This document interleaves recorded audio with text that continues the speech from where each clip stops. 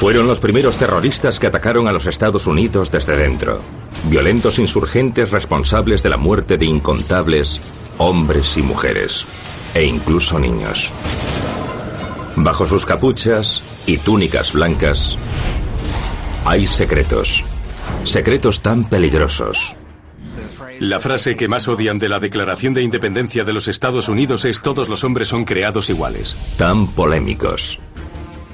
El FBI y el Klan coincidían ideológicamente en muchos puntos. El Klan se consideraba patriótico. Y tan aterradores. Creen que la Revolución Blanca es la única solución.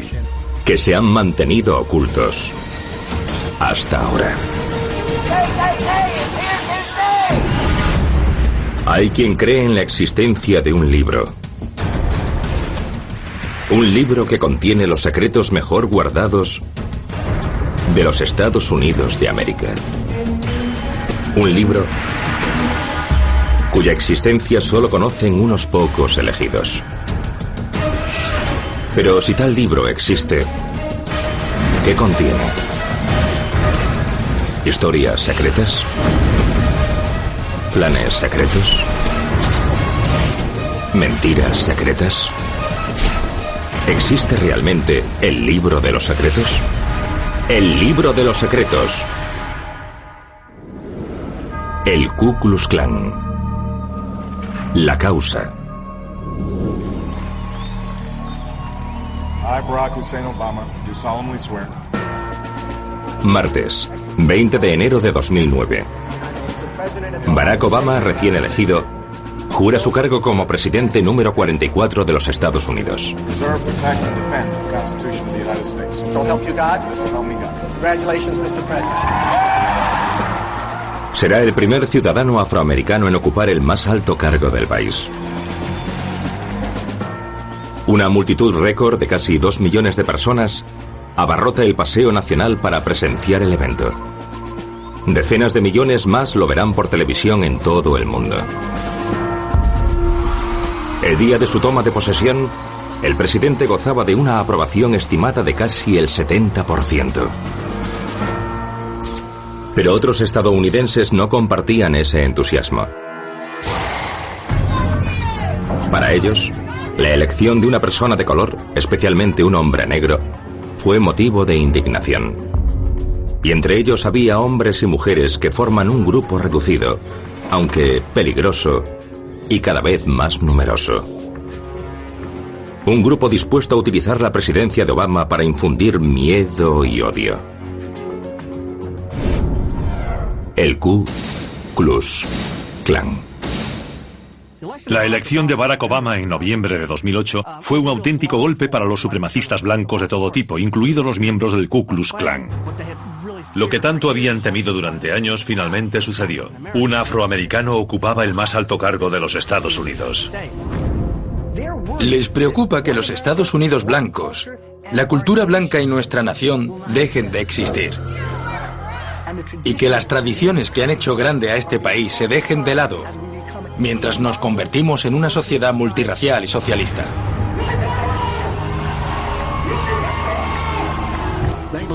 Creen que la única solución es una revolución blanca a gran escala, tomar las armas y empezar a matar a todo el mundo hasta conseguir lo que quieres.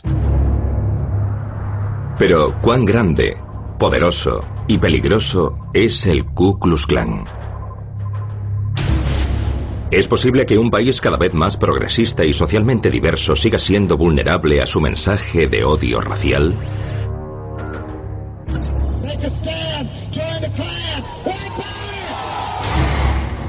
En la actualidad hay más organizaciones del Klan que nunca. El Centro Jurídico contra la Pobreza del Sur calcula que hay entre 5.000 y 8.000 miembros del Klan distribuidos por todo el país. Según sabemos por nuestra historia, cuanto más se fragmenta un grupo, y en particular el Klan, más frecuente es la violencia. Porque no hay nadie que ponga freno a los individuos descontrolados. Sorprendentemente, en una época de aumento del terrorismo mundial y nacional, el Ku Klux Klan no es ilegal, aunque el gobierno de los Estados Unidos lo considera oficialmente una organización racista. Y por ofensiva que resulte a la mayoría de los estadounidenses, su ideología basada en la intolerancia racial está protegida por la libertad de expresión recogida en la primera enmienda. We want them to take their sorry selves back to Mexico and stay out of our country.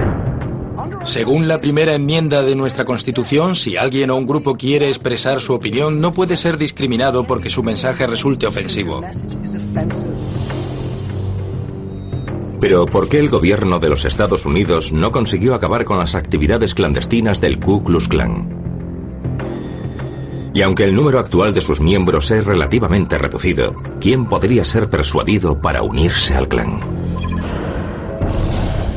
Pertenecer a un grupo siempre ofrece seguridad y reafirmación. Si estás solo, quieres identificarte con otros que sienten lo mismo que tú.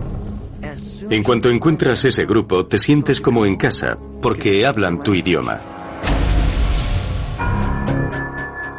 Al igual que miles de jóvenes antes que él, Johnny Lee Clary, de Baton Rouge, Luisiana, se unió al Klan en un momento vulnerable de su vida. A los 14 años había presenciado el suicidio de su padre y había sido abandonado por su madre alcohólica. I do believe that there's a massive racism in the country, but I think it's an anti-white racial discrimination that's called affirmative action. Después de ver en un programa de televisión a David Duke, gran mago del Ku Klux Klan, Clary sintió una conexión y una vocación. David Duke intentaba invocar imágenes que fuesen menos violentas, pero provocasen división. Utilizaba términos como drogas, crimen, discriminación positiva, palabras que tienen determinadas connotaciones para muchas personas de clase media del sur. Pero no eran tan explícitamente racistas como la jerga que se había utilizado hasta entonces. Durante algún tiempo, Duke fue considerado el nuevo rostro del movimiento por la supremacía blanca y aspirante a la presidencia de los Estados Unidos. Johnny Lee Clary escribió al atractivo y carismático líder una carta manifestándole su admiración.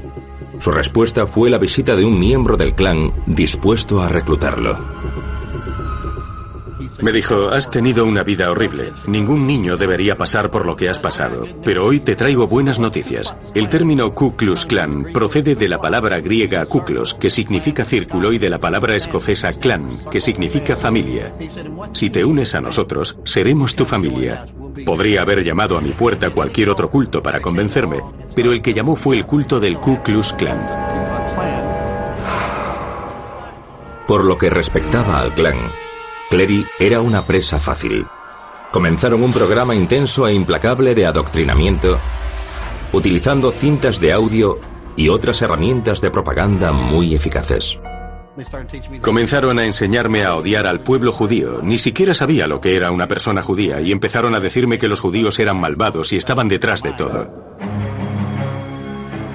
Además, enseñaron a Clary los códigos secretos del Klan y sus elaboradas formas de comunicación. El apretón de mano secreto del Klan, por ejemplo, cuando le das la mano a otro miembro, la giras así y él hace así con la suya. Así se han identificado los miembros del Klan durante años. La otra forma es estirar estos dos dedos cuando le das la mano. Presionas su muñeca con esos dos dedos, pones el pulgar sobre su mano y cada uno gira ambas manos una vez. Es el saludo secreto. El Klan cuenta con códigos y frases con significados ocultos para que un miembro pueda reconocer a otro aunque no estén en un evento del Klan. Por ejemplo, las siglas KI y GY significan en inglés miembro del Klan, te saludo. AYAK significa ¿eres miembro del Klan? A lo que el otro podría responder AKIA, soy miembro del Klan. Además, Clary se puso la reconocible túnica del Klan que llaman vestidura de gloria. Cuando me la puse por primera vez pensé, es genial, quería llevarla a todas partes, porque era joven y con ella me sentía lleno de energía. Durante los siguientes 16 años, Johnny Lee Clary ascendió en la jerarquía del Klan hasta llegar a ser mago imperial de los caballeros blancos del Ku Klux Klan de Mississippi, la facción más violenta y temida del Klan en los Estados Unidos.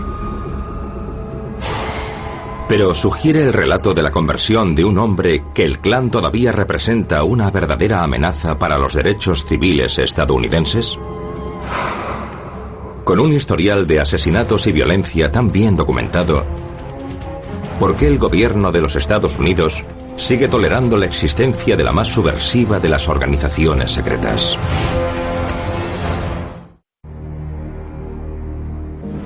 Métodos secretos.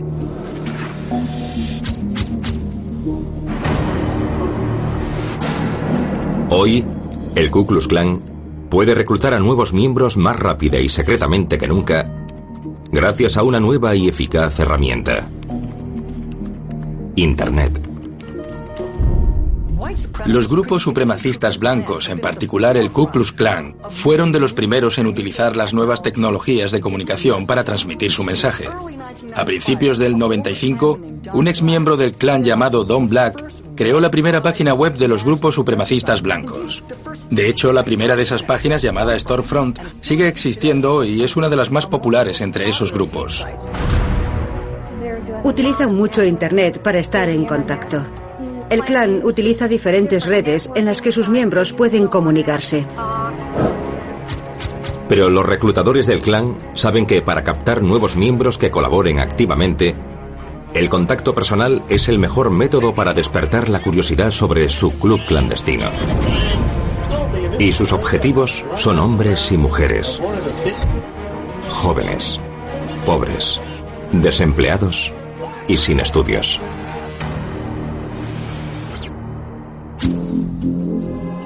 Yo era el gran reclutador de Oklahoma. Me encargaba de las relaciones públicas. Reclutaba miembros. Buscaba en los periódicos lugares donde los agricultores estaban perdiendo sus granjas, donde se perdían puestos de trabajo, se cerraba alguna fábrica. Iba a esa zona, les decía: ¿veis lo que ha pasado? Vuestro gobierno os ha traicionado. Culpaba a los judíos de esto o aquello. Me escuchaban y decían: dame una solicitud, quiero unirme. Conseguí que muchas personas se inscribiesen utilizando ese tipo de tácticas. Organizaba nuevos grupos regionales. Cada vez que venían nuevos miembros, mi trabajo era ir a buscarlos, organizar diferentes claverns, como ellos los llamaban. Fui con una amiga a una cafetería y conocimos a dos chicos que pertenecían al clan. Nos dijeron: vamos a una reunión en el clavern. Evidentemente, no sabíamos lo que era un clavern. Era una sala de reuniones en la que se reunían en secreto. No nos dejaron ver dónde estaba, nos vendaron los ojos, nos dijeron que nos subiésemos a un coche y condujeron en círculos, así que no sabíamos dónde nos llevaban. Pensándolo ahora, veo lo jóvenes y estúpidas que éramos. Es un milagro que no acabásemos tiradas en algún campo. Supongo que atravesábamos esa etapa estúpida y rebelde de los primeros años de universidad.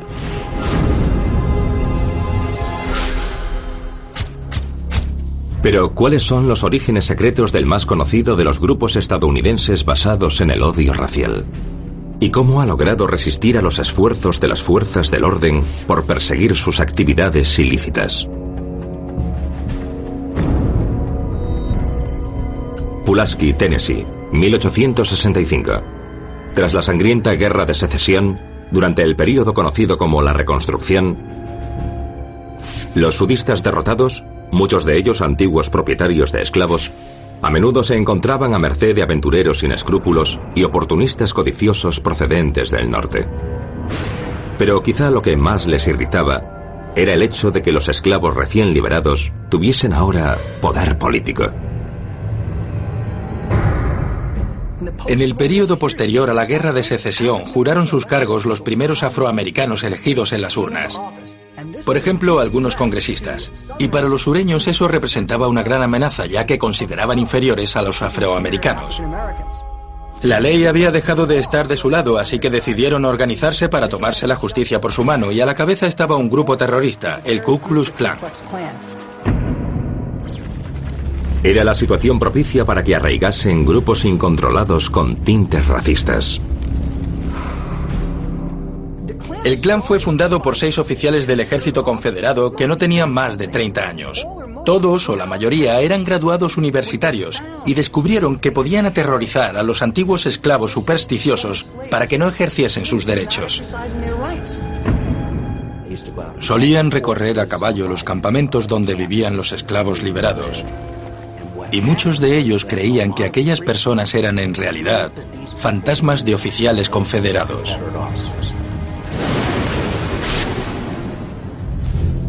En otras poblaciones surgieron nuevas facciones del clan, inspiradas por las patrullas incontroladas de Tennessee. Sus miembros patrullaban las zonas rurales en secreto. Castigaban con palizas y latigazos a los afroamericanos que se atrevían a salir de sus casas por la noche. Pero los esclavos recién liberados no eran sus únicos objetivos. Uno de los verdaderos secretos del clan fue su participación en numerosos ataques a mujeres blancas, las mismas personas que los miembros del clan decían proteger. Sobre todo, mujeres que habían ido al sur para ayudar a los esclavos liberados a aprender a leer. Muchas de aquellas mujeres fueron violadas por miembros del clan, embreadas y emplumadas, azotadas. En abril de 1867, se celebró en Nashville una reunión secreta en la que los diversos grupos del clan intentaron formar una única fuerza paramilitar organizada y clandestina. El llamado Imperio Invisible se propuso restaurar la supremacía blanca y derogar las leyes electorales impuestas por el gobierno federal, unas leyes que los sureños consideraban inconstitucionales.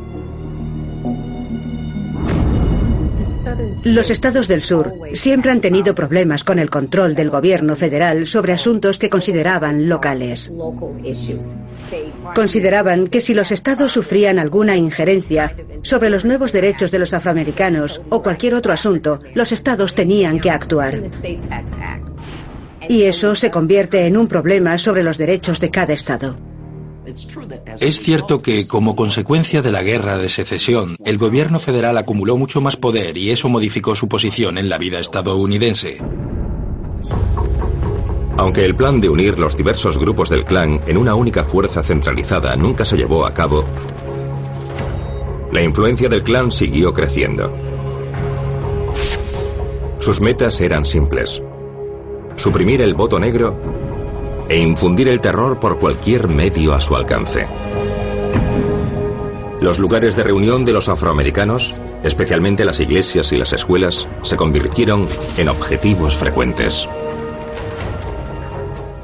Querían asegurarse de que no recibían una educación, así que incendiaban sus escuelas y también sus iglesias, ya que las consideraban el centro de la sociedad, el lugar en el que las personas aprenden a ser líderes, así que atacaban todas sus instituciones sociales. Y al clan se le daba muy bien todo eso. Los linchamientos y los tiroteos también se encontraban entre los métodos preferidos del clan. La situación era anárquica. Solo en Luisiana, el clan y otros grupos de extrema derecha asesinaron a unas 3.000 personas con el objetivo de suprimir el voto negro. Afortunadamente, Washington no pasó por alto el terrorismo racial generalizado en el sur. El 28 de abril de 1871, el presidente Ulysses Grant aprobó la ley del Ku Klux Klan, que permitía a las tropas federales arrestar a sospechosos según su criterio y hacer cumplir las leyes en el sur profundo. La ley resultó ser tan polémica como eficaz. La ley del Ku Klux Klan disminuyó la eficacia del clan. Cualquier grupo de personas que interfiriese en el derecho al voto de los ciudadanos estadounidenses fue ilegalizado. Durante las siguientes décadas, pareció que el Ku Klux Klan había desaparecido. Los atuendos de sus miembros y las tradiciones místicas se habían convertido en reliquias del pasado. Pero con el cambio de siglo, nuevos problemas sociales harían resurgir al clan de su tumba. Y una nueva y asombrosa tecnología ayudaría inesperadamente al clan a ser más numeroso y poderoso que nunca. El cine. El renacimiento de una nación. Las imágenes de violencia y odio racial en los medios de comunicación estadounidenses siempre han sido una de las mejores herramientas de reclutamiento del Ku Klux Klan. Explotando el miedo, los prejuicios y la paranoia, el clan puede atraer a su organización a otras personas con ideas afines. Y a su vez, los utilizan para realimentar su odio. Y quizás en los albores del siglo pasado fue más evidente que nunca. La revolución industrial había desencadenado una gran ola de inmigración. Millones de trabajadores llegaron a Ellis Island con la esperanza de conseguir su ración del sueño americano. Durante las 2 primeras décadas del siglo XX, llegaron al país muchos inmigrantes judíos procedentes de los países eslavos de Europa del Este y también muchas personas que eran católicas. Durante aquel auge cultural y tecnológico, apareció el que quizás sea el invento más influyente de la época: el cine. Y uno de los mayores secretos del clan podría ser una película que ayudó a que el clan fuese más numeroso y aterrador que nunca. El nacimiento de una nación contaba la historia de la Guerra de Secesión y la Era de la Reconstrucción desde la perspectiva de 2 familias estadounidenses. Muchos elogiaron la película como un gran hito, pero para otros, la película se parecía mucho a una pesadilla cinematográfica.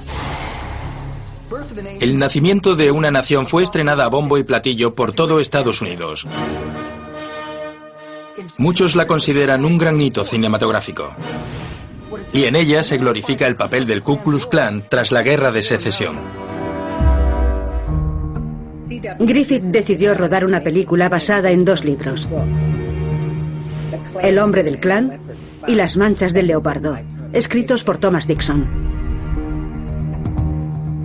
Griffith sugería que los buenos hombres blancos del sur se sublevaron para intentar protegerse de los terribles hombres negros.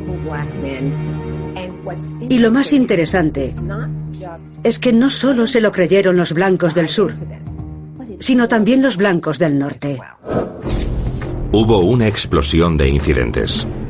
Muchas ciudades prohibieron la película. Pero en determinados círculos, algunos de ellos sorprendentes, la película no solo fue bien recibida, sino incluso aplaudida. El nacimiento de una nación se proyectó en la Casa Blanca, y según algunas fuentes, el presidente Wilson dijo que era como escribir la historia con rayos. Pero para otro grupo de personas, la película no era ni una impresionante obra de arte, ni una ficción histórica sesgada. La consideraron una poderosa fuente de inspiración y una herramienta de reclutamiento. El nacimiento de una nación presenta al clan como el medio a través del cual la unión vuelve a unirse, y lo hace bajo el estandarte de la supremacía blanca. Para sus fines de reclutamiento no era solo un odio orientado hacia ciertos grupos, sino también hacia la dirección que seguían los Estados Unidos, un país blanco menos moralista, más industrializado, más urbano y menos protestante. Tras el estreno de la película en Atlanta, Georgia, William Simmons, que había sido pastor metodista, reunió a un grupo de activistas con ideas afines en la cima de Stone Mountain, una montaña cercana. Así nació un nuevo Ku Klux Klan. Pero no solo era antinegro. Además era antiurbano y anticomunista. Pero también antiinmigración, anticatólico y abiertamente antisemita. Simmons adoptó las túnicas y gran parte de la iconografía mostradas en la película y estudió la novela de Dixon en busca de información sobre el clan original y sus tradiciones. La cruz en llamas procede en realidad de la novela El hombre del clan de Thomas Dixon. La tomó de Walter Scott y de la tradición escocesa. La llamaban Cran Tara. Cuando se declaraba una guerra, se iban pasando una cruz quemada o en llamas de un clan a otro para reunirlos a todos. Por primera vez en su historia, el clan saldría de las sombras para convertirse en uno de los grupos políticos más numerosos y poderosos del país. A mediados de los años 20, se calculaba que casi alcanzaba los 6 millones de miembros. Se extendió por todo el país, por estados como Pensilvania, Ohio, Indiana, Kansas y hasta Oregón en el oeste. En muchas regiones de los Estados Unidos, si querías optar a un cargo importante, necesitabas el respaldo del Klan. En su mejor momento, el Klan contaba con 75 congresistas y al menos 16 senadores entre sus miembros. Si existiese un libro de los secretos sobre el Ku Klux Klan, creo que a la mayoría de los estadounidenses les sorprendería el número de hombres muy destacados que formaron parte del Klan.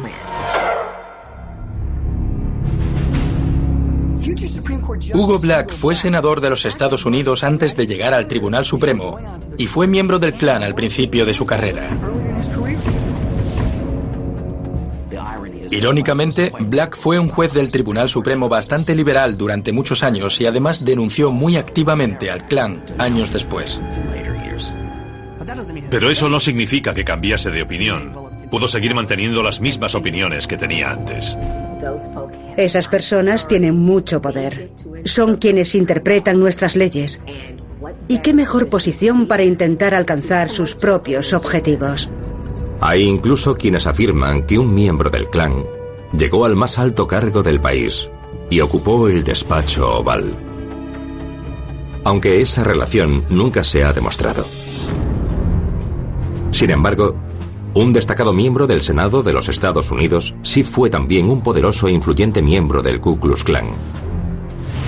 Robert Byrd, senador por Virginia Occidental.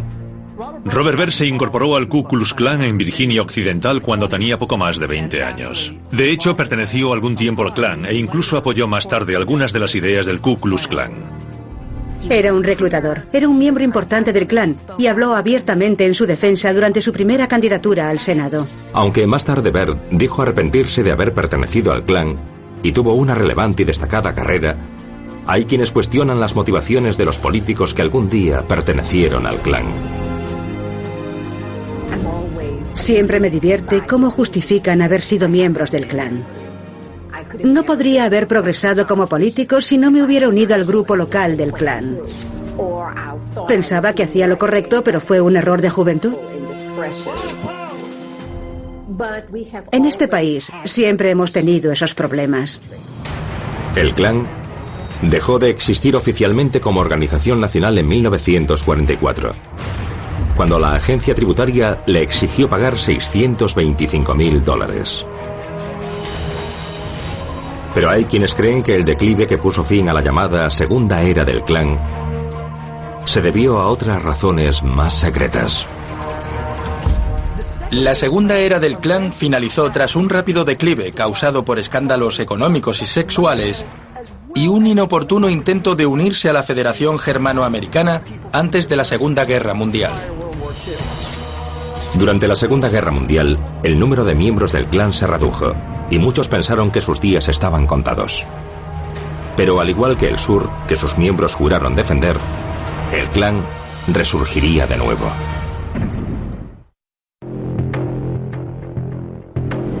Operaciones clandestinas. El 17 de mayo de 1954, el Tribunal Supremo de los Estados Unidos dictaminó que las leyes estatales que establecían escuelas segregadas para estudiantes blancos y negros eran inconstitucionales.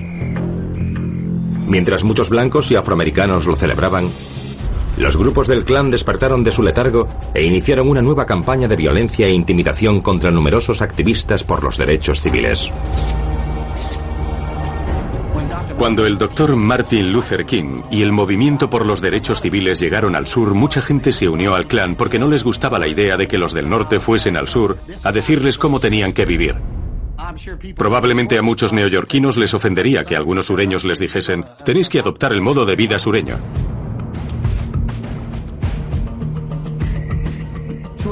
El Klan intentó por todo el sur oponerse mediante la violencia a los intentos de los afroamericanos de conseguir el voto, ingresar en instituciones de educación superior y acabar con la segregación en los espacios públicos. Quemaron cruces en todos los condados de Mississippi. El Klan dejaba tarjetas de visita en las casas de los activistas. Y también asesinaba. En Washington, el Departamento de Justicia decidió enviar agentes del FBI para vigilar las actividades del Klan y acabar con los actos violentos. Pero se produjeron pocos arrestos y escasas condenas. ¿Pero por qué? ¿Tenía el FBI otros planes más secretos? El director del FBI, John Edgar Hoover, creía que el movimiento por los derechos civiles estaba dirigido por comunistas o al menos estaba inspirado por ellos. Despreciaba a Martin Luther King. A Hoover no le gustaba el Klan, lo consideraba una organización terrorista que se oponía al movimiento por los derechos civiles. El FBI investigó selectivamente determinados delitos, determinados actos violentos. En muchos casos, los agentes del FBI determinaban el grado de violencia de una acción de forma muy particular. Podían decir que la quema de una cruz en el jardín de una persona para aterrorizarla en realidad no hacía daño a nadie.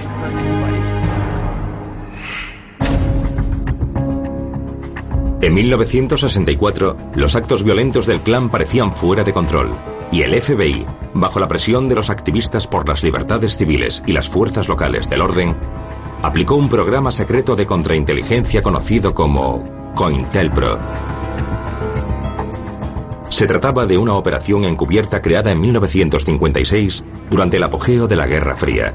Fue diseñada para encargarse de las amenazas externas contra la seguridad nacional, como el Partido Comunista. Los agentes podían hacer varias cosas aplicando el COINTELPRO, como infiltrar confidentes de la policía en esos grupos. Se trataba de una operación bastante furtiva. El FBI consiguió que las distintas facciones del Klan se criticasen entre sí, alegando que otras estaban formadas por confidentes y no eran verdaderos supremacistas blancos. Los confidentes infiltrados en el Klan permitieron incluso resolver varios delitos graves, entre ellos el asesinato de Viola Liuzzo en 1965, una madre de Detroit que había viajado a Alabama para apoyar a los activistas por los derechos civiles. Viola Liuzzo, que fue al sur para ayudar a posibles votantes a registrarse, fue asesinada a tiros en una carretera entre Selma y Montgomery. Pero a la mañana siguiente ya habían resuelto el crimen porque Gary Thomas Rowe, uno de sus confidentes, estaba en aquel coche y le dijo a su contacto en el FBI lo que había ocurrido exactamente. El trabajo de los confidentes infiltrados siguió minando la moral y la sensación de seguridad del Klan durante años. En los años 80 conocí a una chica de la que me enamoré locamente. La introduje en el Klan. La llevé a todas las manifestaciones. Le dije quiénes nos apoyaban, de dónde procedía el dinero del Klan, cuál era el plan del Klan y cosas así. No había nada que ella no supiese porque me decía que me amaba. Cuando se supo que era una confidente, otros grupos rivales del Klan que buscaban más miembros usaron todo aquello en mi contra. Decían, ¿cómo puedes confiar en Johnny Clary? Ni siquiera sabía que su novia era una confidente de los federales. Y yo recordaba lo que me habían dicho a los 14 años. Seremos tu familia, siempre tendrás una familia. Y pensaba, si esto es lo que consideran una familia, no quiero tener nada que ver con ella. El 27 de febrero de 2007, el director del FBI, Robert Mueller, anunció una reapertura de casos pendientes para investigar casi 100 asesinatos sin resolver producidos durante las luchas por los derechos civiles de los años 50 y 60. Do everything we can to close these cases and to close this dark chapter in our nation's history. Protecting the civil rights of all Americans is one of the FBI's highest missions, whether the violations occurred 4 days ago or 40 years ago. Pero ¿por qué el FBI ha esperado hasta ahora para perseguir activamente al Klan y sus crímenes? ¿Es posible que exista una razón secreta por la que hayan esperado tanto tiempo?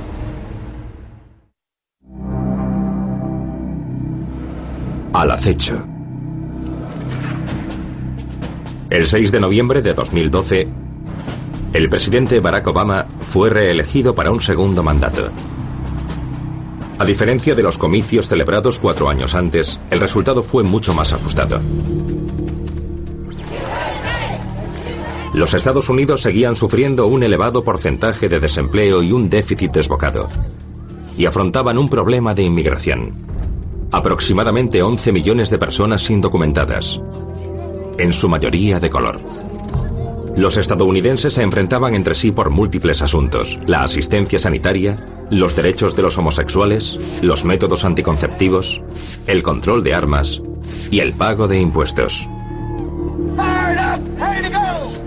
Pero para el Ku Klux Klan, los problemas del país no eran dificultades que resolver, sino oportunidades que podían aprovechar.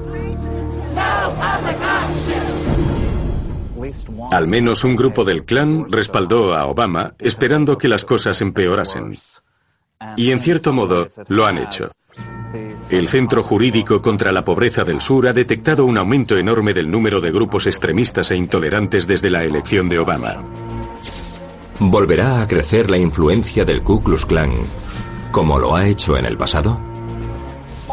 Durante la última década, el Klan ha sabido aprovechar un par de cuestiones. El período posterior al 11S y otra cuestión relacionada con él, como la inmigración.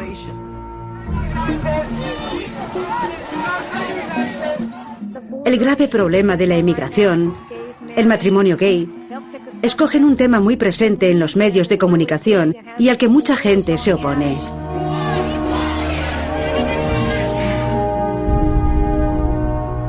Los grupos del Klan han descubierto que hay muchas formas de conseguir publicidad. Si consiguen que su nombre figure en un cartel en alguna carretera por limpiarla, muchos manifestarán su indignación. Y habrá grupos que exijan que se les deniegue el permiso. Pero tienen derecho a realizar actividades de ese tipo por muy repugnantes que sean. Tal vez haya algo aún más insidioso y peligroso que las tácticas de reclutamiento del Klan.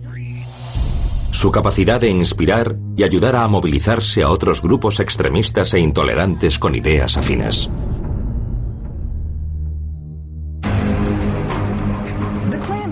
La conexión del Klan con la política convencional no es tan directa como para representarla con un simple esquema, pero sí puede popularizar la intolerancia racial y teorías conspirativas que podrían adoptar grupos más respetables y aceptados. Además, el Klan ha comenzado a aliarse en secreto con otras violentas organizaciones supremacistas blancas, como Identidad Cristiana, el Movimiento Nacional Socialista y la Alianza Nacional.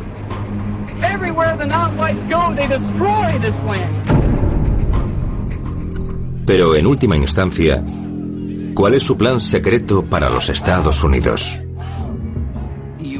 Si nos fijamos en las obras divulgadas por los grupos del Klan y otros relacionados con él, vemos que hoy no hablan tanto de salvar el país como de crear un país blanco independiente, un estado étnico.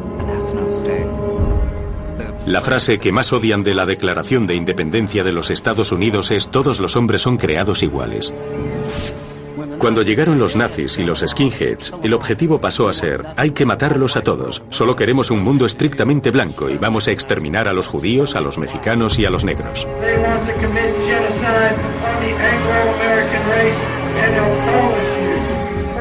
Se preparan constantemente para lo que llaman guerra racial. Siempre están pensando en eso. Cuando llegue el momento, tienes que estar preparado para defender tu raza.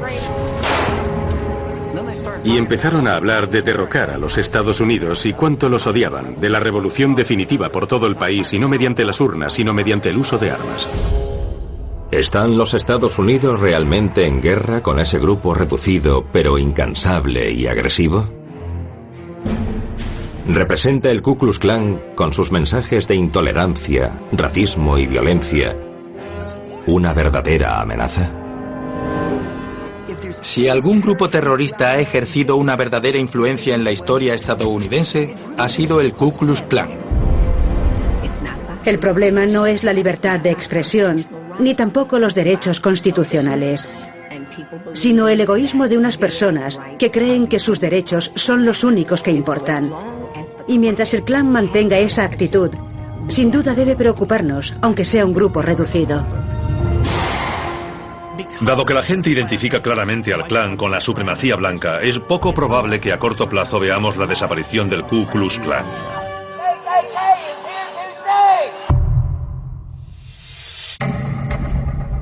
Desde su creación hace casi 150 años, ha habido muchos intentos de desacreditar, perseguir e incluso ilegalizar el Ku Klux Klan. Y sin embargo, ahí sigue. Como haría una enfermedad, se refugia en la legislación estadounidense que protege los derechos y libertades recogidos en la primera enmienda. Las mismas libertades que pretende destruir. Pero, ¿triunfará el Ku Klux Klan? ¿Podrían los Estados Unidos verse abocados a otra guerra civil, esta vez racial? Sería peligroso asumir que en los Estados Unidos nunca podría ocurrir algo así.